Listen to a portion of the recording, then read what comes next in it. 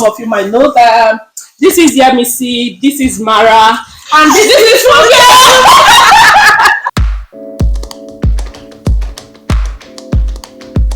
Hi guys, welcome to my channel. If you're new here, my name is Chisom Maduke. I'm a YouTuber based in Regina, Saskatchewan, Canada. And I know you'll be wondering who are these gorgeous ladies. Some of you might know them. This is Yemisi, this is Mara, and this is I'm behind this show. I'm here. That's our DOP. That's our DOP. So we're here to talk about Migrating 2024. So if you're planning to move to Canada in 2024, do you think it's a good idea or not?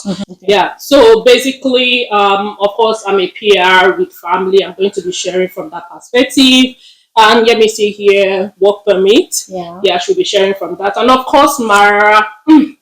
So for the international students, of course, yes.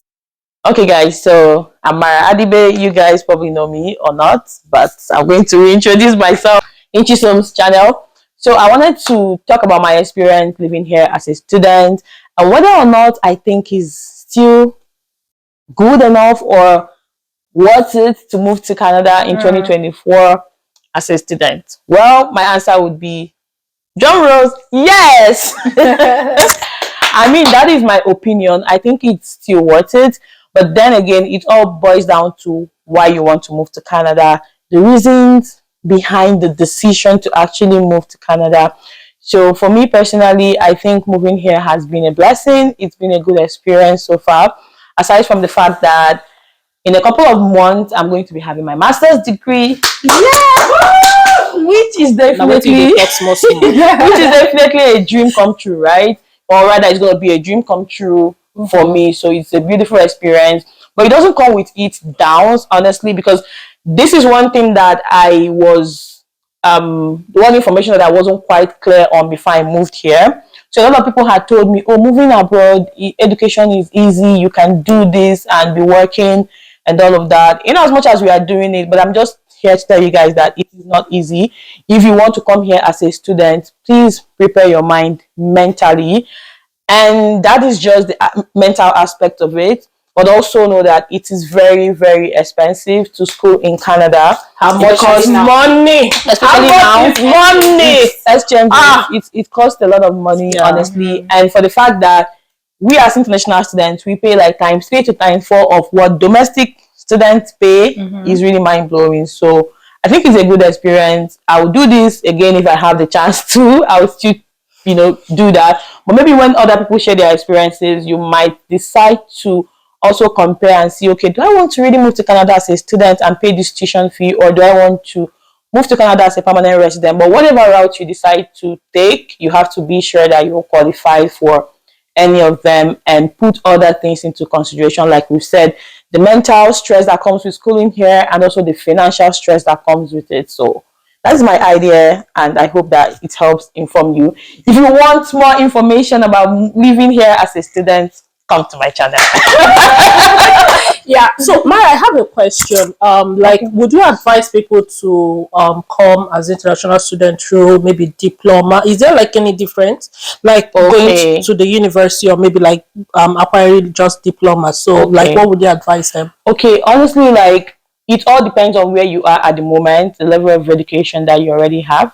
Honestly, because I wouldn't expect you to come for a master's degree when you don't even have a bachelor's degree, right? And I mean, you can't even get into the program because you won't be qualified. But what I tell people that are matured, that have done their bachelor's degree back home, I would always advise that you come for a master's degree. The reason is because master's degree is a bit cheaper, not cheaper in the sense of cheaper, but because you are taking lesser courses, right? So that means you're paying less tuition than someone that is doing their bachelor's degree would. So technically I take 2 courses every semester because I have to complete just 10 courses for the whole of my program, right? So if I'm taking 2 courses every semester, let's assume tuition for each course is 1,500. I'm paying 3,000 for tuition in a semester, so I can technically work hard to pay that tuition, right? Whereas if you're coming here as a bachelor's degree person, you're going to be taking maybe 4 courses. By the time you multiply that, that is like 8,000. How feasible is this for you to pay that? Like, what kind of work are you going to be doing aside paying your bills? Like, we are not even talking about bills, right? And expenses of living here. So it all depends on you. It all depends on your choice. If you have not done your bachelor's degree, of course, you can do your master's. Then you can come here for diploma courses. Diploma courses are also not as cheap as master's degree, but because they are of shorter duration, so you know that you're just going to hang in there and just push through that phase. All right. But for bachelor's degree, you might be needing a lot of support from back home. That is really my opinion, because I don't know how you're going to cope. And then for master's degree as well, and for PhD, especially thesis-based programs, you can get fundings from the university. So it makes a lot of things easy for you, because, I mean, Canada, they encourage research. They love research. So as long as you're willing to do a lot of research, then you technically should be getting a reasonable amount of tuition. And I mean, if you're coming for a master's degree too, you're an adult, so you should also have that sense of independence and know that you'll be fine. You'll be fine. So let me see. Okay, so would I come in as, so for those that don't know, I came in as an international student. So I'm currently on my postgraduate work permit and on my way to becoming a permanent resident. So would I do this again? Absolutely yes. I understand that the economic situation is a lot, crazy at the moment, and financially people are struggling, like major in most part of the world. But from where I come from, which is fortunately where everyone comes from here, getting a job in my home country, and this is just my personal opinion, can be very, very difficult.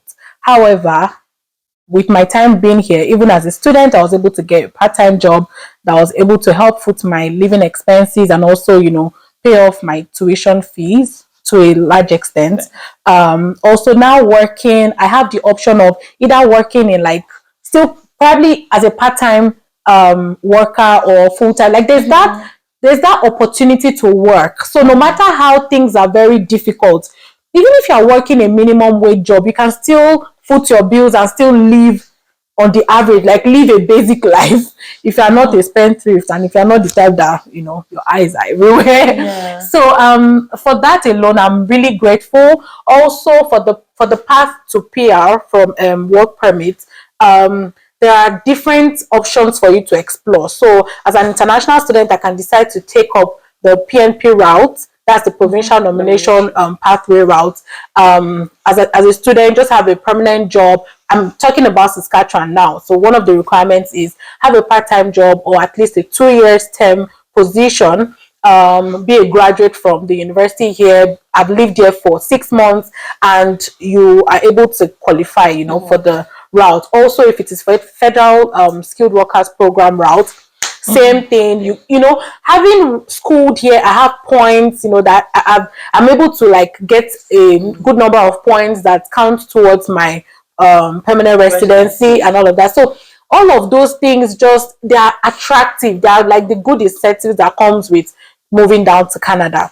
Another thing that I will talk about, aside, okay, I mentioned job, right? Being able to get a job, like, you don't have to get, of course, we are all working towards getting that, that main dream job, that dream job. But even if you don't have one at the moment, you're still able to foot your bills compared to, my fellow people in, like, other countries. And this is me just, I'm not trying to, shade anyone or anything. It's based off of the information that we hear and we see every day. People are struggling to get jobs and whatnot. So that area is kind of sorted to an extent. And I also mentioned the PR route, right? So but for cost of living, I don't think there's a difference between being a student, being a worker, if you live in an apartment building, you pay the same amount, which, unfortunately, if you're a student, you still have to pay the same amount depending on the housing choice that you have selected for yourself. So yeah, cost of living is really on the rise, and I feel like people need to hear this, like, open your heart and listen, because having lived here for a while, we're telling you that cost of living right now is on the rise. Inflation is across the world, because I know people are complaining in Africa, in Europe, in Asia, even here in America, like, cost of living is on the rise. So when you're coming in, whether as a student or you're coming in on open work permits, please have your funds ready. And as I like to tell people on my channel, when you're moving to a new country, whether it's Canada, whether it's the UK, or whatever you intend to relocate to, have good funds, like have funds for a certain period of time, and come in as if you would not even get a job for the next 6 months. Honestly, that would really help you, because everyone has their story. So people come in and they get jobs even on arrival. So people come in and it's 3 months down the line, some is 6 months. So you just want to prepare for the worst. Prepare, because except if you have a family member. I did not have a family member coming to this country, so I had to prepare for those unforeseen circumstances. I believe those are I've mentioned 2 pros, right? Also for open work permit, so you can either, getting a job in Canada depends on different routes. You can come in, be a student, and transition into the workspace. You can also get a you can also come in through spousal open work permit and also be able to work. For spousal open work permit, if you are a student and you have a spouse, your spouse can come in through being a dependent, right? I'm correct. Yeah, and then have the spousal open work permit, which enables your spouse to be able to work without restrictions. So that's another form. There's also the there's a general open work permit. I'm trying to remember which one, where you get a job and then that brings you down. Yeah, it's a work permit. There's also the work permit, where you get a job in Canada and then you're able to apply for a work permit. So as as this conversation progresses, if I remember anything again, I will definitely share with you all. But for now, that's what I have for you. Thank you. You guys are doing amazing. So I'm going to be talking about from PR and also as a family. Okay. So is it good to come to Canada in 2024 with your family? I would say yes. It also depends on your finances, right? So I will start by saying I think recently, like, the scores, like, for is really like draws. Yeah, it Please, louder. Compared to when we came, compared to when we came. Right now, I think they're making it a bit difficult for people right now. So you really need to, like, read up, like, make researches. I advise people, please, if you know French, the better. If you want to go and write French certification, good. Yeah. Anything at all that will boost your score, right? It's really, really, really, really important. You can also start looking out for, like, provinces that are nominating. That's also another thing that will help you, right? In the federal pool. So some people will ask, is it okay to come with my family? It all depends on you, right? It depends on your finances. But, like, the proof of funds also increase for families compared to when we came, right? So if you feel that that's going to be like a challenge, I would advise you can come. Your family can stay back, maybe in their home country. Come and pave way for them, right? Come and clear the ground, water it for them, right? You can come here, get a job. Am I saying it's going to be easy to get a job? No, right? But I think it's better, like, is one person, like, it's easier to squat someone, right? That is one person compared to, like, squat family. It's true. Exactly. So it's very, very difficult. If somebody wants to help you, it's easier for them to help you than when you have a child or you have a wife, you have a son, you have a daughter. You can come water the ground for them, get a job, like, make life easier for them, right? You're also talking about the cost, like, or renting, like what students pay, and also, but I think for students, like, I've seen a couple of students, they can be 3 in a house or an apartment, townhouse. It makes life easier for them. When I meant, like, by squatting, a lot of people, like, might take me out of context. Like, it means, like, maybe if you're, like, with a family, let's say a family of 4, you can't get, like, a room, like, 1 bed. No, you have to go for, like, 2, which is more expensive. But say you're coming alone, it's easier for you to manage, like, 1 bed, right? Exactly. Till your family joins you. So before then, you're able to, like, save up money, and then the ground is already watered for you. Is it also good to come with your family? Yes, if you have the funds, of course you can come, right? I think here, my children coming here with them, I think they love it here. Like, life coming, I keep comparing, like, where we're coming from, right? I don't know, a lot of you, like, are watching from different countries, but the country where we come from, like, comparing it, I think the kids, like, they prefer it here. Like, life here is a bit easier, like, with kids, when I mean like both education, you know, mentally, psychological, and it gives them this sense of like independence here, right? For the children. I think for my children, like they've learned some things, like sometimes it could be self-taught, right? This is also like what Canada, like, you know, molds them into. Yeah. And also cost of living for family with kids is not easy. Like I can remember when we came, we can like go to Walmart or Superstore with $200, we're able to stock up our house. But trust me, with $200, it's not even gonna get you anything. Like fruits alone is crazy here. Fruits alone is crazy. And some people are like, oh, child benefit, and sometimes even the child benefit is not enough, right? Depending on how old your kid is and how much you're making. So sometimes that money, like, it's, some people don't even see it like an income, right? Because it's good as like it's nothing. Yeah. Right? So, and also like, you know, taking care of the kids, both their clothing and everything, you can't really compare inflation. Everything has nanny. Everything like has gone Nigeria. way up. And are we talking about the child care as well? Oh my goodness. So you can't even like here. Yeah, some people might afford nanny. Yeah, good for them, right? But I think majority, 80% of people here, I mean, like employing nanny is like you're employing like a full-time job, right? So and like you cannot earn below minimum wage, exactly. So it's like you're working and you're dashing the nanny your money, right? So, and if you decide to say, okay, let me stay at home and take care of these kids, I mean, like, how are you gonna pay your bills? So it's really, really like a challenge. And sometimes there could be like a wait list, like for the subsidized daycare. Yeah. So it's really, really difficult for like parents. So sometimes even you can't even go and meet your neighbor and say, please, can you help me take care of my help me take care of my child, please. So I mean, the neighbor, you see, when you see the neighbor, say, we don't really even see the neighbor. So it's life here can be like very crazy, especially as a family. That has been like major challenge. Like, yes, I want to give birth to another baby, but sometimes when I think about all these, you know, disadvantages and all this, it is really crazy. I mean, where am I going to start from, right? Whether I will bring my baby, Mara will help me take care of my baby. Okay. On Monday you take care, every Tuesday.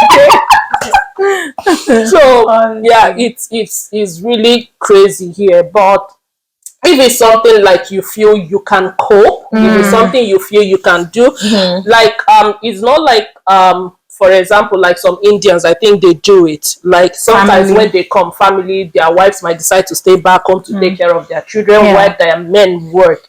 Right? Something just have to give. Yeah, so it's all about sacrifices, right? And you also have to know your pocket and don't live above your means, right? So you have to like be on the same page with your spouse when you come here.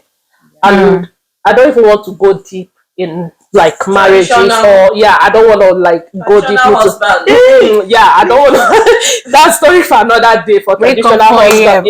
I'll cook for my husband because the colleague is giving no. We don't want to go deep. You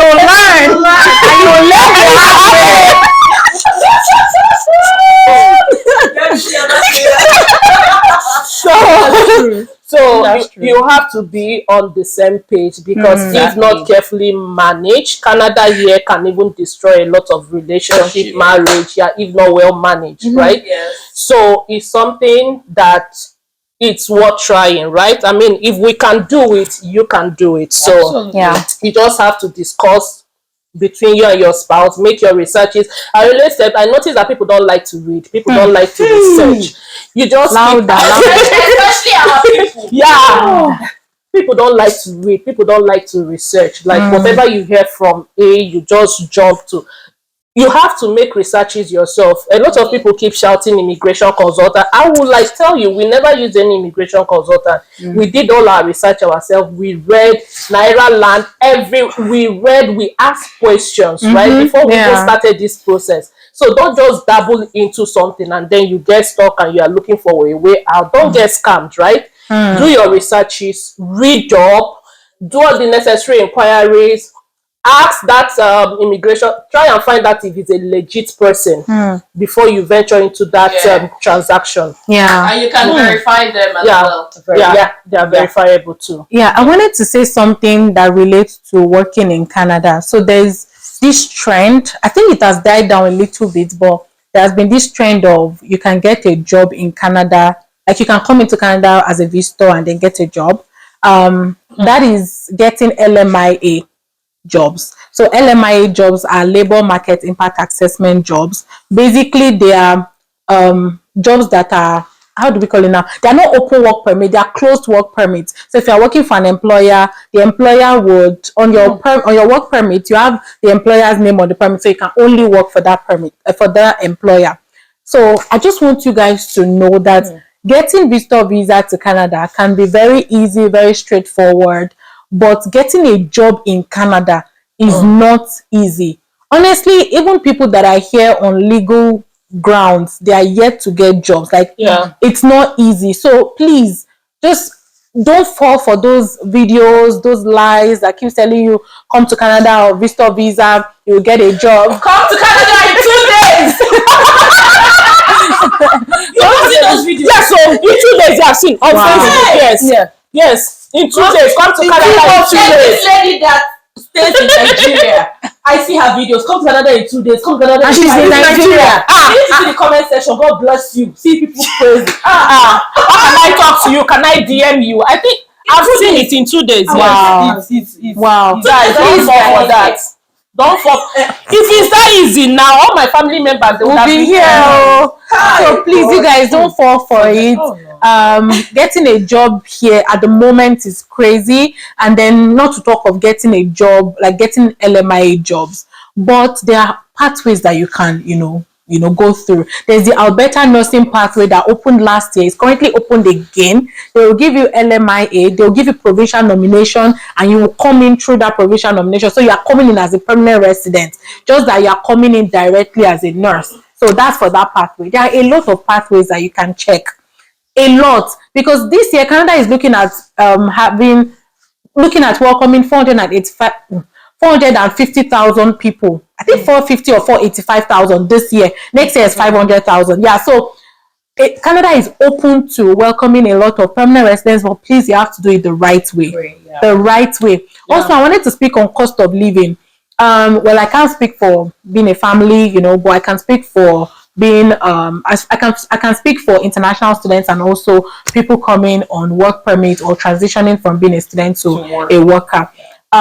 You can try to just make sure you are prudent with your finances, in the sense that if you have, why go for a 1-bed apartment when a 2-bed apartment can be subsidized? I understand that a lot of people have issues with living with people. There's a lot of bad experiences that you have, but I would just personally tell you, if it's just for this period, this your transition period, please manage, live with someone, because you can see a one bedroom apartment for 1,000, 1,100, a 2-bed for 1,400 with someone is 700. That extra money is going to do something. Just watch this video and thank me later. All right, guys, thank you so much for taking time to watch. Do like, subscribe to Yemi C. Yeah. Please mention your my YouTube channel name is ms_Yemi C. I'm Adibe on YouTube. Okay, subscribe, like. So please follow my G's. Follow my G's. Are we Gen Z baddies? No. All right, guys. See you guys in the next one. Don't forget to subscribe to this channel as well. Like this video. If you enjoyed watching, and see the way you are glowing. And leave us a sweet comment in the comment section. Bye, guys. Bye, guys. Bye.